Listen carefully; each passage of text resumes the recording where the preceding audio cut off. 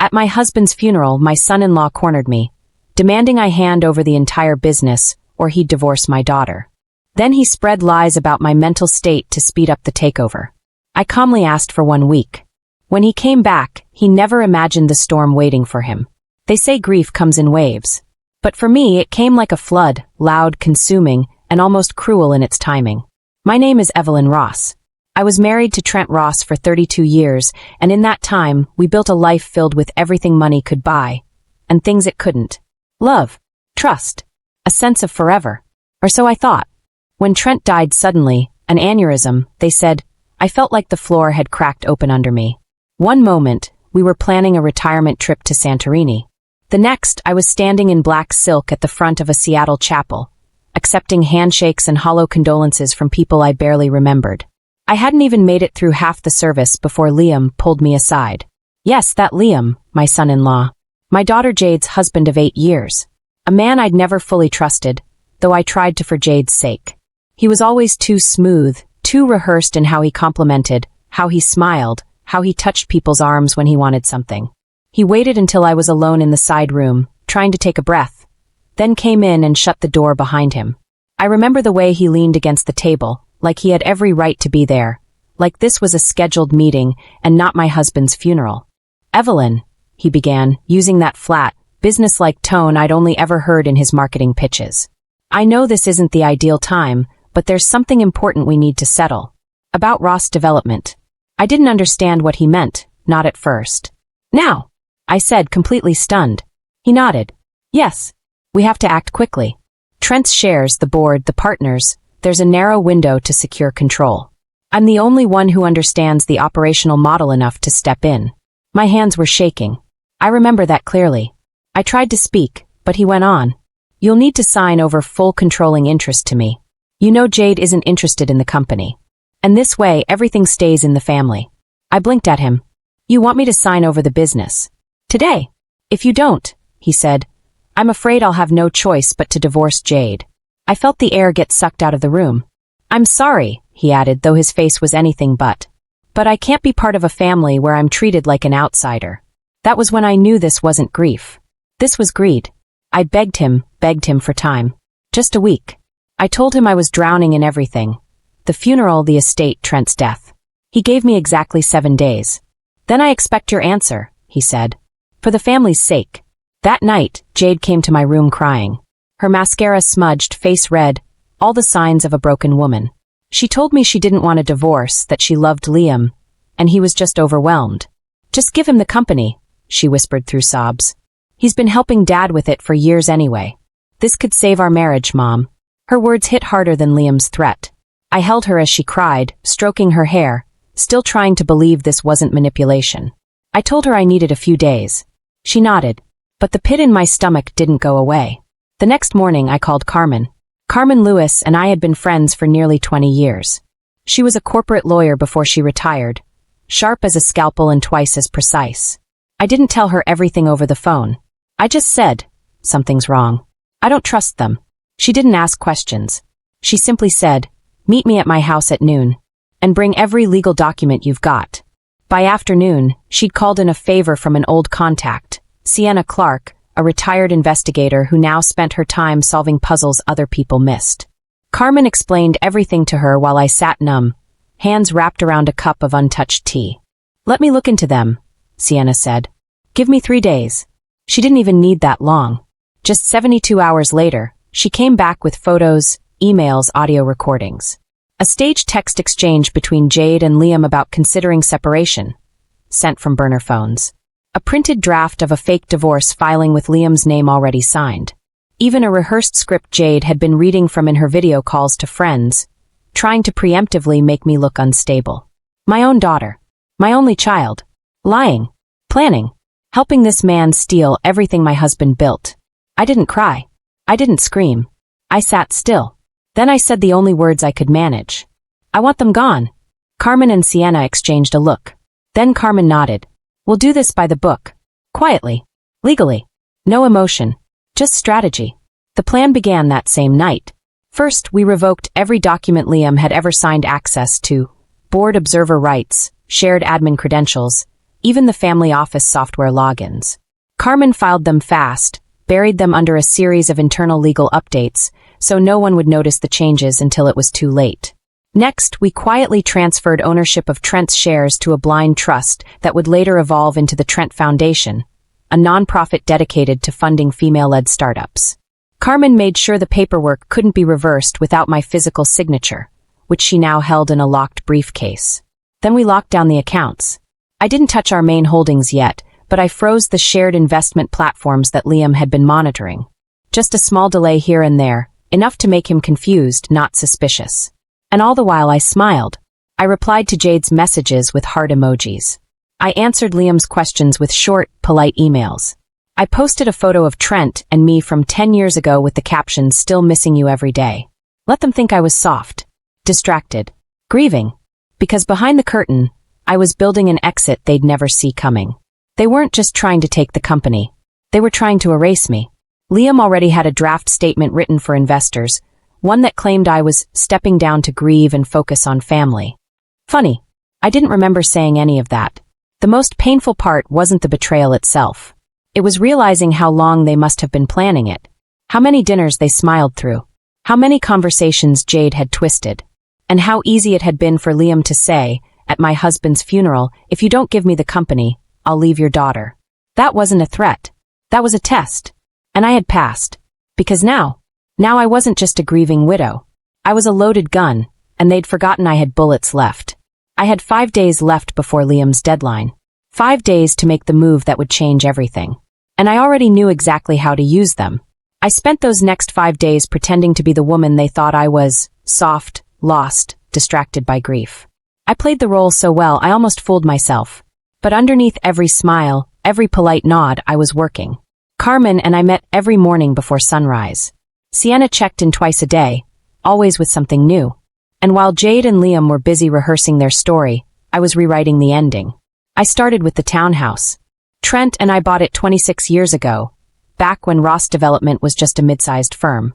That house held every part of our life together. Dinner parties, holidays, sleepless nights during market crashes. After Trent's death, I became the sole owner. But I knew Liam had plans for it. He'd already brought it up in passing, joking about renovating the kitchen and refreshing the look of the master suite. I said nothing then, but I never forgot. Carmen quietly reached out to a contact she trusted, someone who specialized in discreet, off-market property sales.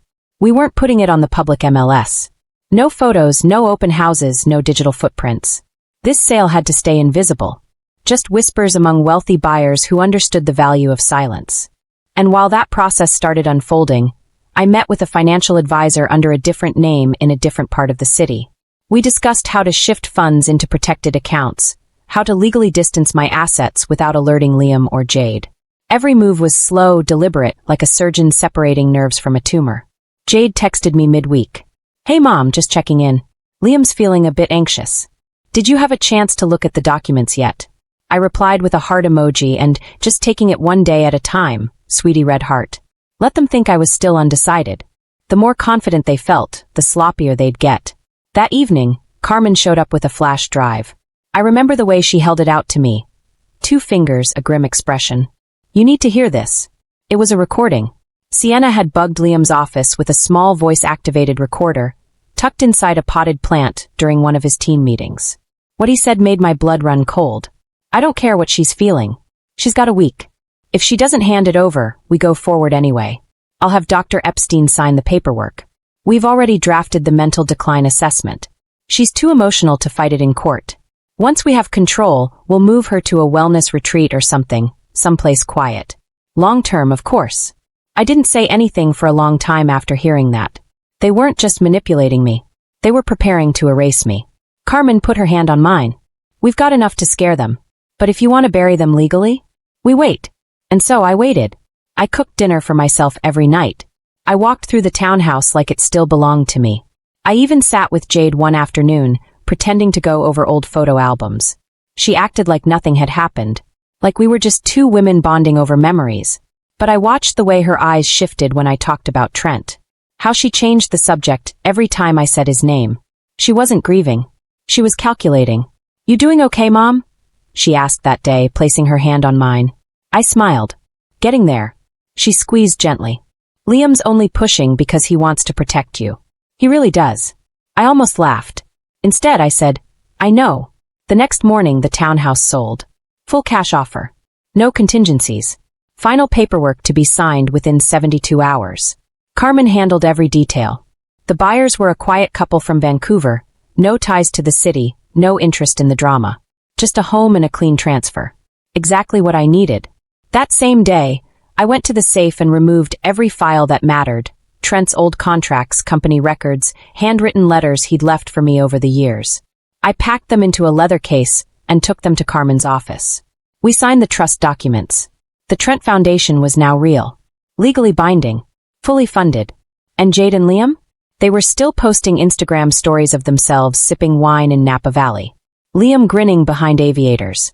Jade tagging photos with hashtag healing and hashtag family first. I wasn't angry anymore. I was focused. By Thursday night, I sent Liam a message. Let's meet Sunday. I'll have your answer then. He replied immediately. Sounds great.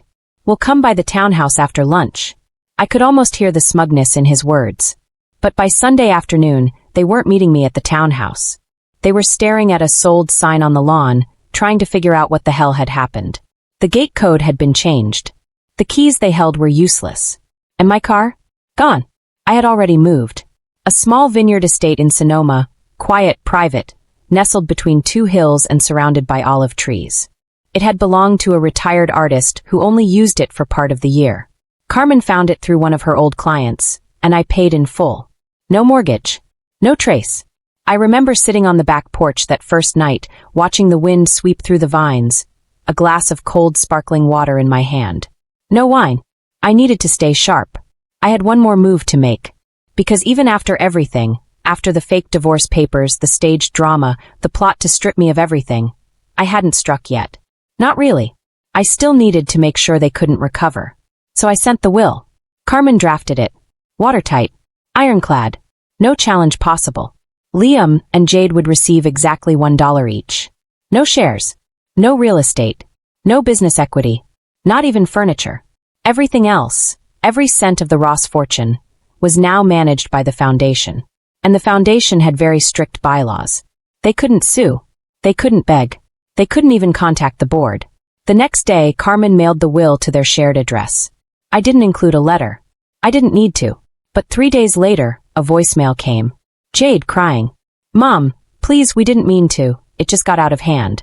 You're still my mother. I don't understand why you're doing this. I didn't reply. They had spent months creating a script where I was the unstable one. The grieving widow too emotional to think clearly. They never imagined I'd be methodical. Strategic. Cold even. They thought I'd cave to love. They forgot that love doesn't survive betrayal. And now it was too late to change the story. Because I had already written the ending. And they weren't in it. By the time the will reached their hands, I was already settled into the vineyard house in Sonoma. It was strange how quiet it felt at first. No echoes of heels on hardwood, no buzz of the house staff, no distant humming from the gate intercom. Just the wind, the rustle of leaves, and my breath. I didn't realize until then how much noise greed had made in my life. I kept my routine simple. Mornings in the garden, afternoons reading legal updates from Carmen, evenings sorting through what little I chose to bring from Seattle. I didn't miss the townhouse. I missed what it used to represent. Before Trent's death, before Jade lost herself, before Liam ever entered the picture. I kept the leather case of documents near me at all times. Proof of everything. Their lies, their plans, and most of all, my response. I had printed transcripts of Liam's office recording. Screenshots of Jade's texts asking about the company. Emails where they had spoken in coded language about locking things down before she changes her mind. They had built a house of deception, and I had torn it down brick by brick. The first public reaction came 4 days after the will was delivered. A social media post from Jade, a black and white photo of her and Liam holding hands at the beach. The caption read, "When family turns their back, all you can do is keep walking." Hashtag broken but brave. Comments flooded in. People I barely knew, some who used to call me Auntie Evelyn, writing things like, "You deserve better," and "Shame on your mother." Some even messaged me directly, one calling me cruel, another asking how I could abandon my daughter when she needed me most. I didn't respond to any of them. Instead, I printed every message. Carmen had warned me early on. They'll control the narrative if you let them. But silence, Evelyn, that's power. Especially when you're holding the truth. But even power has weight. It was hard not to feel it. Hard not to wonder if I'd done too much, or not enough. I remembered holding Jade when she was 6, after she broke her arm falling from the garden swing. She had cried into my shoulder for hours. I'd promised to always protect her. And I had every time, until now. But that little girl didn't exist anymore. This woman? She had tried to sell my life like a used car. Then came the envelope. No return address. Just my name, handwritten in pen on the front. I found it one morning tucked into the fence gate, wrapped in cream-colored paper like it was a gift. Inside, a single ultrasound photo in a silver frame, and a card that said, "Can we start over? A and L." I didn't need to ask if it was real. I had seen that exact same stock ultrasound on a parenting app months ago. Jade had once shown me her vision board for a baby nursery and used that image as a placeholder. She never expected me to remember. But I did. That was their next play, fake pregnancy. The oldest trick in the emotional manipulation handbook. I left the frame on the kitchen counter, untouched, and poured myself a glass of water. 2 days later came the email. Subject, dinner? Body. We'll be in Sonoma this weekend. Just want to talk. No pressure. Just family. L. I didn't answer. They had mistaken silence for hesitation. What they didn't realize was that I was documenting everything, even their attempts to worm back in. Carmen had told me, "Let them show who they are, Evelyn. Don't interfere. Don't respond. Just watch." That Saturday they came. Around 6:40 p.m., a silver SUV crawled up the gravel path outside the vineyard. I saw the headlights cut through the trees. I didn't turn off the lights inside. I didn't even move from the armchair in the living room. I just watched them through the window. Jade stepped out first, dressed like she was going to brunch in LA, beige heels. Thin shawl. Liam followed, holding a bottle of wine wrapped in a ribbon. They looked like a couple arriving to celebrate, not like the people who had tried to bury me alive. They knocked, first softly, then with more force. "Mom," Liam called. "Open the door." I stayed still. "Please," Jade added, voice cracking. "We just want to talk." They kept going for a while. Pleading. Explaining. Promising things they couldn't possibly mean. "You're shutting out your grandchild," Jade said at one point. "Is that what you want?" That one made me flinch, but only a little. They stood there for exactly 22 minutes. I timed it. Then they left the bottle on the porch and drove off. The label read Forgiveness, Pinot Noir. I poured it down the drain. That night, Liam sent one final message. "You win. Hope it was worth losing your family." I didn't reply. I screenshotted it, added it to the file, and deleted his number from my phone. A week passed. I went into town more often now. Met a woman named Claire who ran the local soap shop. She was divorced, too. Left after 40 years of marriage and 3 adult children who stopped speaking to her the day she signed her own will. We bonded over tea and lavender. She had a laugh that made the walls feel warmer.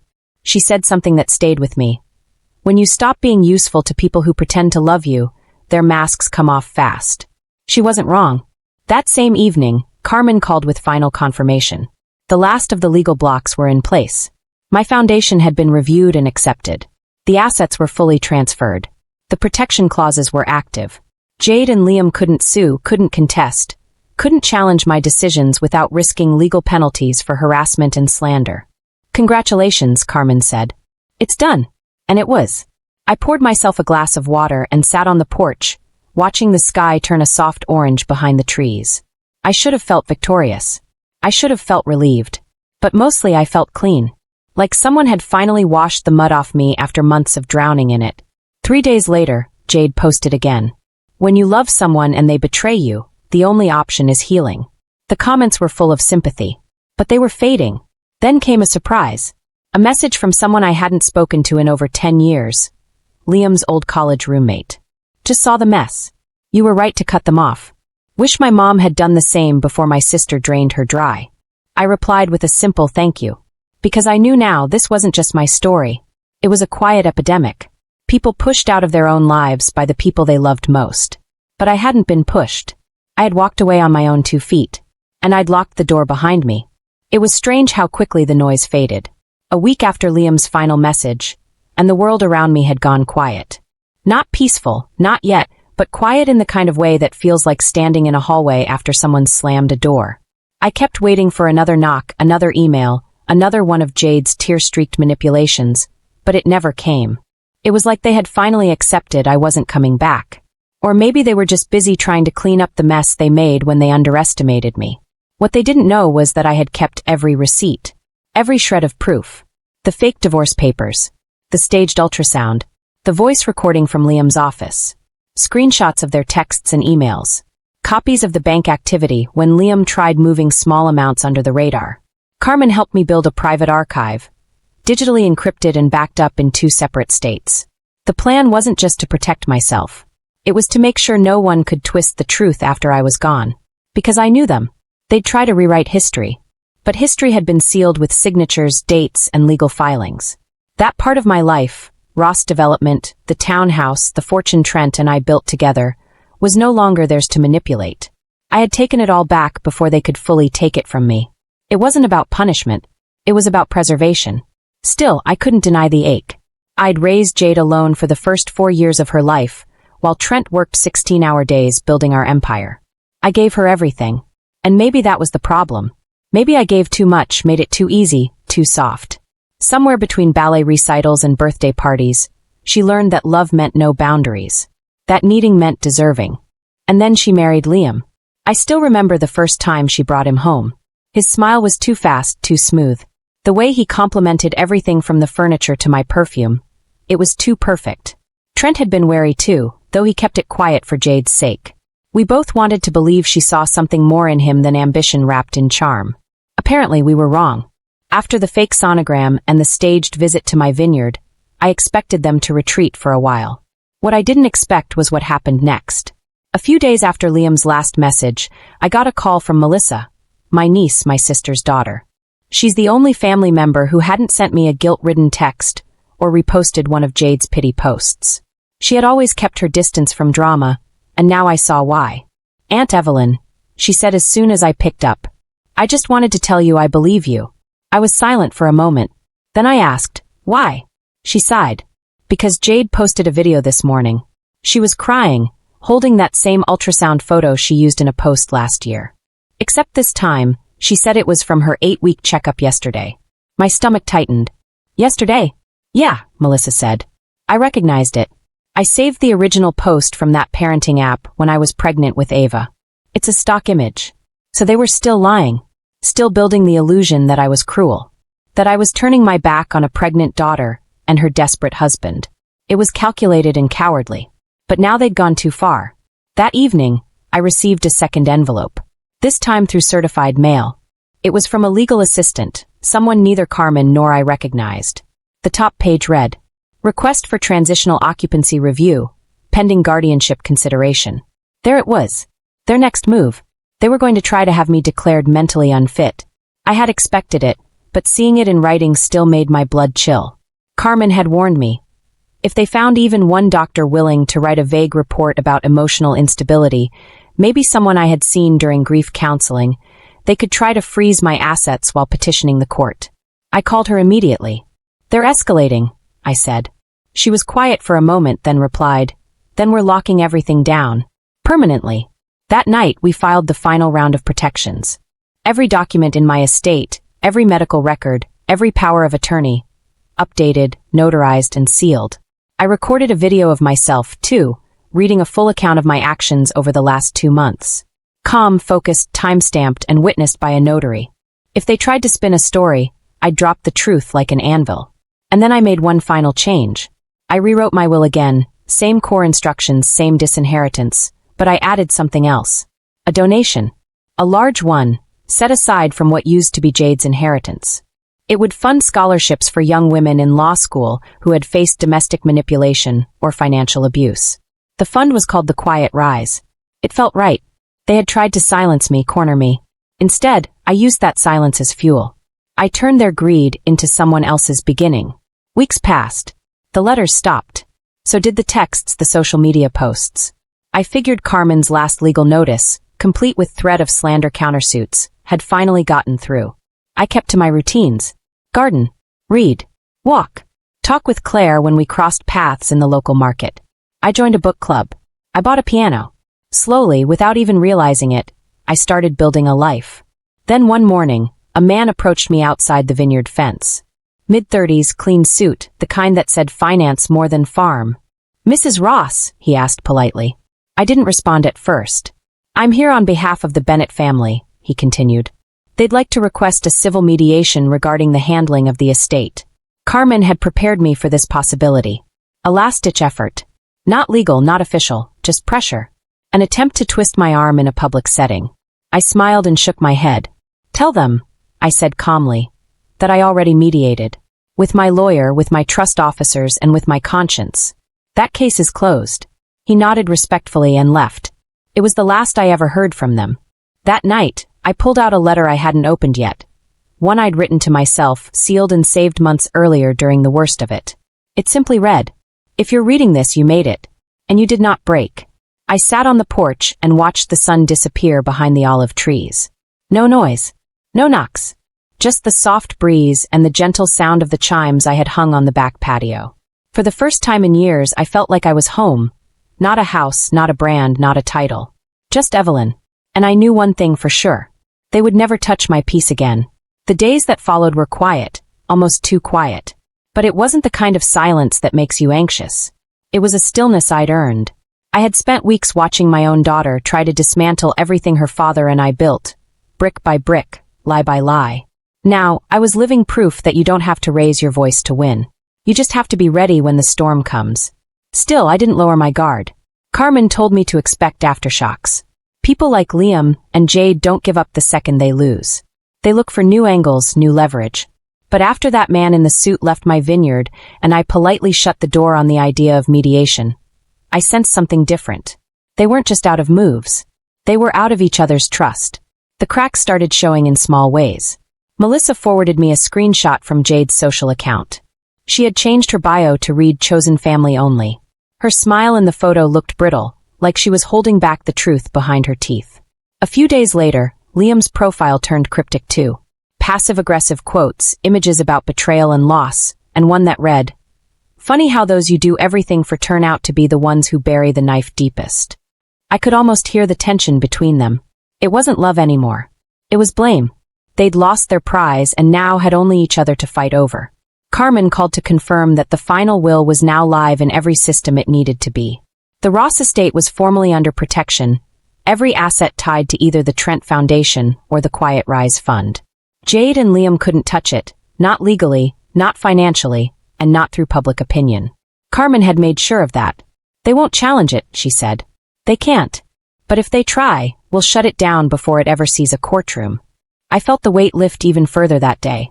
I started cooking again. Simple things, herb-roasted chicken, soups from scratch, pasta with sauce made from the tomatoes I grew in the backyard. I wasn't feeding anyone but myself, but it felt good to use my hands for something other than signing documents or defending my sanity. One afternoon, I opened a dusty photo album I hadn't touched since Trent passed.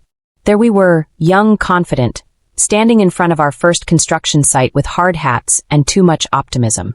Trent had that grin he always wore when he knew a risk would pay off.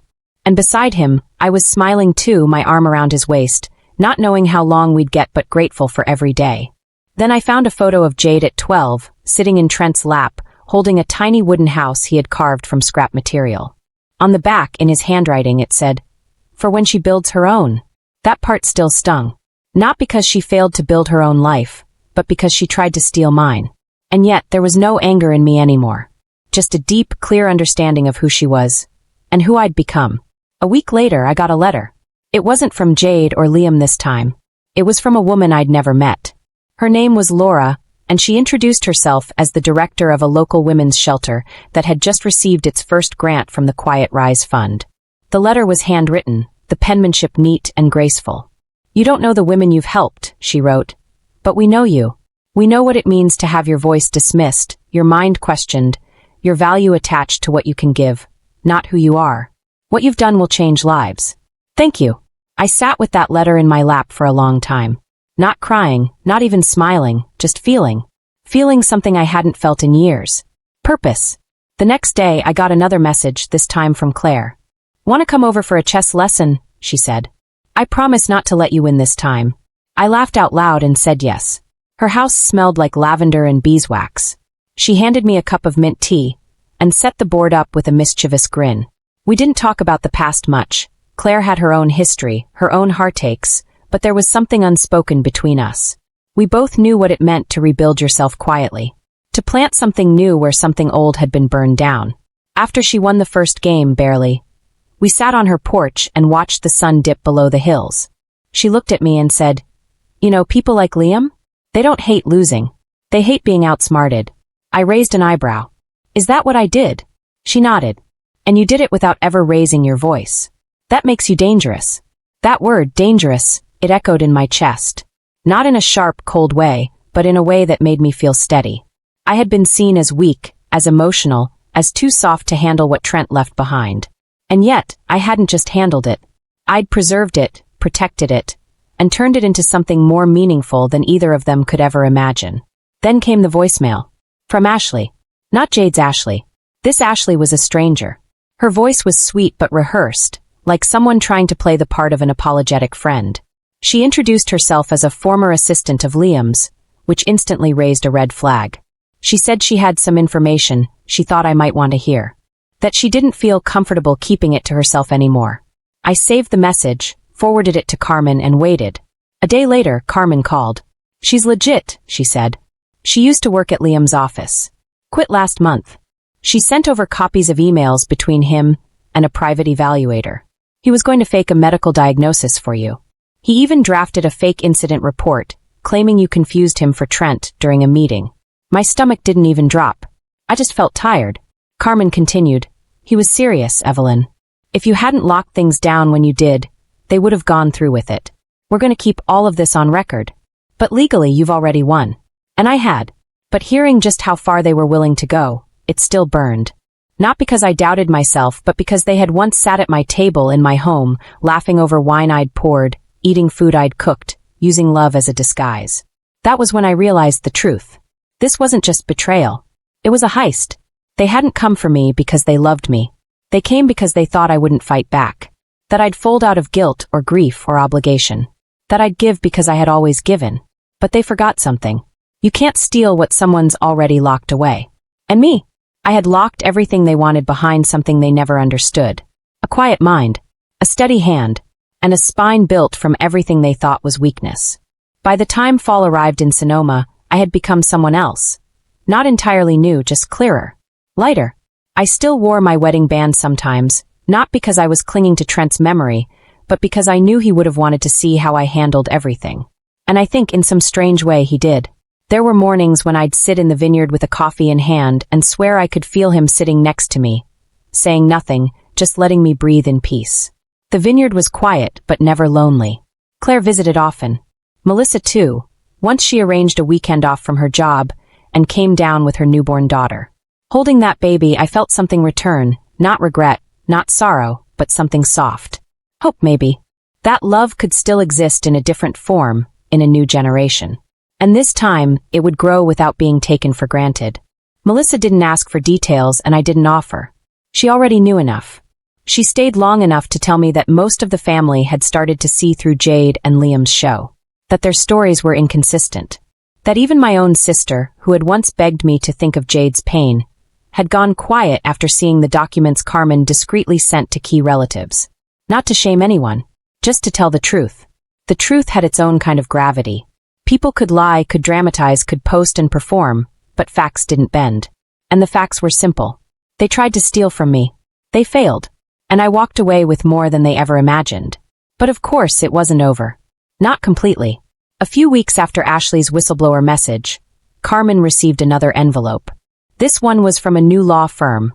One Liam must have hired after exhausting all the ones that didn't want to be involved in his circus. Inside was a packet titled Request for Mediation regarding mismanagement of inheritance assets. It was laughable. Liam, now styling himself as some kind of victim-turned-activist, had drafted a letter accusing me of misdirecting generational wealth that he and Jade were rightfully entitled to. He claimed I had made emotional decisions while grieving and that I'd been influenced by outside parties with a personal agenda. He meant Carmen. He meant Melissa. He meant anyone who had the nerve to tell me the truth while he tried to drown me in lies. I told Carmen to file it under delusions and desperation. And we did. But I kept the copy, slid it into my archive like a fossil. Proof of just how deep denial can go when people lose control. I remember sitting with Claire that evening. I handed her a glass of wine, real wine this time, made from the very grapes that grew behind my house. "Do you think they'll ever stop?" I asked. She took a sip and smiled. "No, but they'll run out of people who care." And she was right. That week, the Ross Foundation's first startup fund launched. 5 young women, all survivors of financial manipulation or familial pressure, received seed money to start businesses of their own. Their stories weren't mine exactly, but the shadows looked familiar. Each one had been told they were too fragile, too dependent, too naive to manage money or make decisions. And each one had fought back. When I read their profiles, I cried. Not because I saw my pain in theirs, but because I saw what healing looked like in motion. A few days later, Melissa texted me a photo of her daughter wrapped in a tiny quilt. She'd sewn it herself, using scraps from some of my old curtains that I had left behind in the Seattle townhouse. In her message, she wrote, "Strong women make soft places feel safe again. Thank you for teaching me that." I pinned it on the fridge. That night, I got one final message from Jade. It came through email. No subject line. Just a block of text. "I don't know what you want from me. I've said I'm sorry. I've told you I didn't mean for it to go this far. You cut me out of your life, of Dad's legacy, over what? One mistake? We were scared. We thought you wouldn't understand. You always controlled everything. I wanted something for myself. And yes, Liam pushed me. But you let it happen. You let it fall apart. You could have forgiven us, but you chose this. So now I have no mother. I hope you're happy in your vineyard, surrounded by people who tell you how strong you are while the rest of us pick up the pieces. Goodbye." I read it twice. Then I closed the laptop and poured myself another glass of wine. Because here's the thing about people like Jade. They never say I'm sorry without a but. They never apologize without secretly blaming you. They don't ask for forgiveness. They demand it, and when they don't get it, they cry betrayal. But I didn't betray anyone. I protected myself. And for the first time in my life, I didn't let guilt become a leash. I didn't respond to the email. I didn't forward it to Carmen. I didn't even save it in the archive. Because that message wasn't about reconnection. It was another performance. One final scene in a story I'd already finished. Instead, I spent the next morning with Claire and a few other women from town. We planted trees near the lake. We didn't say much, just laughed, shared coffee, and let the dirt on our hands remind us that life could be messy and beautiful at the same time. That afternoon, I walked the rows of vines in my backyard. The sun was beginning to dip, casting long shadows over the hills. I stood there barefoot in the grass and looked out over everything I had kept, my home, my freedom, my name. I wasn't waiting for the next attack anymore. I wasn't watching my phone. I wasn't bracing for betrayal. Because they couldn't touch me now. Not through law. Not through lies. Not even through blood. I was Evelyn Ross. And I had taken my life back. The morning of my 60th birthday, I woke before the sun. No alarm. Just the quiet nudge of morning light creeping through the curtains, soft and patient. Like the day had been waiting for me. I slid out of bed, pulled on my robe, and walked barefoot to the kitchen. The kettle hummed as I made myself a cup of mint tea from the herbs I'd grown outside. Everything was still. No ringing phones. No emails blinking in red. No heavy thoughts clawing at the edge of my mind. Just me and silence and the soft rustle of wind through the trees. I sat on the porch and looked out over the vineyard, wrapped in a blanket, the tea warming my hands. 60. I never thought this birthday would come with such stillness. After everything, Trent's death, the betrayal, the lies, the legal battles, I'd somehow arrived at peace. Not the kind that floats down gently, but the kind you fight for. The kind that costs something. And I had paid in full. There were no calls from Jade. No messages from Liam. No last-ditch apologies, no fake apologies disguised as guilt. Just silence. And for once, it wasn't the silence of loneliness. It was the silence of boundaries being respected, or at the very least feared. A few hours later, Claire came by with a small chocolate cake from the local bakery and a single yellow candle stuck right in the middle. "No fuss," she said, smiling as she handed it over. "Just the kind you don't have to share with anyone who doesn't deserve it." We laughed, and I offered her a glass of the vineyard's rose. We sat outside, talked about nothing important. I told her I was thinking about taking a painting class. She said she might start offering her soap making as a weekend workshop for the community center. There was a lightness in our conversation. Nothing sharp. Nothing to guard against. Later that afternoon, I checked the mailbox and found a small envelope tucked between some newsletters and junk flyers. There was no return address, but the handwriting on the front was unmistakable. Jade. I stood at the counter for a moment, staring at it. Then I opened it. Inside was a folded note and a photograph. The note was short. I saw the foundation. I saw what you did with the business. I'm sorry. I won't contact you again. But I thought you should have this. I unfolded the photo. It was a picture of me and Trent, one I hadn't seen in years. We were sitting on the porch of the old Seattle townhouse, Trent with his arm around me resting my head against his shoulder. Jade must have taken it when she was a teenager. There was something honest about it. We looked tired but happy, worn by life, but still holding each other through it. I stared at the photo for a long time. Not crying, not shaking, just remembering. I placed the picture on the mantel above the fireplace. Then I tore the note in half and dropped it in the trash. Whatever she was trying to stir with that envelope, I wasn't letting it in. A photo was fine. A gesture maybe. But it didn't erase anything. Jade could live with her choices. So could I. That evening, I lit a single candle on Claire's cake and made a wish. Not for forgiveness. Not for the past to change. Just for this moment, this peace, to stay a little longer. And it did. Weeks passed. The air turned colder, and the vineyard leaves began to curl and fall. I started writing again. Just journals at first, then letters I never sent. One to Trent. One to myself at 59. One to Jade, though that one I tore up after writing it. Some things don't need to be said out loud. Some truths are better kept between you and the page. The foundation grew. More women applied. The stories they told reminded me how common my experience really was. How often people, especially women, are told they're irrational, too sensitive, too fragile to hold power. How families turn on the very person who built their safety net. And how hard it is to walk away when love is weaponized against you. I wrote back to each applicant. Not long letters. Just a sentence or two. You were never crazy. You are not too late. You're not the villain in their story just because you finally wrote your own. That was the true revenge, not the silence, not the lawsuits, not the will. It was using what they tried to break in me to build something untouchable. They wanted me isolated. Instead, I became influential in a quieter, deeper way. One afternoon, I walked through the vineyard rows and saw a group of young women taking photos among the vines. They were laughing, spinning in the golden light. One of them wore a shirt with the words, "Quiet doesn't mean weak." I smiled. I didn't know if she got it from the foundation's fundraiser or somewhere else. It didn't matter. The message was out there. I had spoken without ever shouting, and people had heard. Then one day something unexpected arrived. A box. Plain. Taped shut. No note. No label. Just my name in permanent marker. I opened it carefully. Inside was the sonogram photo. The fake one. Framed again. But this time the frame was cracked. Beneath it a folded paper. Printed. Typed. Legal language. A notice. Jade and Liam were separating. No court drama. No headlines. Just a quiet filing and 2 signatures at the bottom. It didn't bring me joy. But it did bring clarity. They had turned on each other the way people do when there's nothing left to take. I set the frame on the back porch table. I watched the light catch in the broken glass. Then I threw it away. Some things don't deserve a place in your home. Not even as reminders. A few days later, Melissa visited again. She brought her daughter, now crawling, curious, and delightfully loud. We sat on the floor and watched her knock over wooden blocks and giggle every time. Melissa looked at me and said, "If she grows up to be even half as strong as you, I'll have done my job right." I didn't cry. Not then. But later that night, when I stood in front of the fireplace, holding the photo of Trent and me, I let a few quiet tears fall. The good kind.